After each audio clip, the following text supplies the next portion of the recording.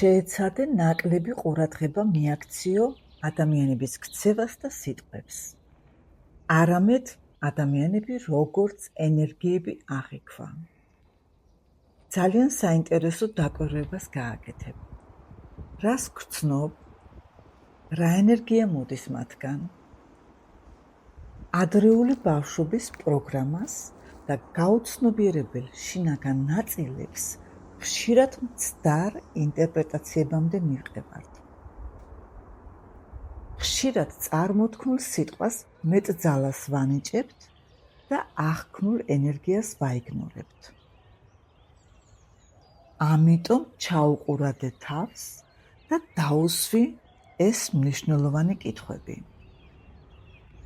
როგორ ვგრძნობ თავს მის სიახლოვეს? რა შეგრძნებები მაქვს სხეულში? რა ენერგია მოდის მისგან? გააკეთე ეს დაკვირვება ხშირად და შედეგები ნამდვილად გაგაოცებს. და ბოლოს კითხვა: შენ რა ენერგიას ასხივებ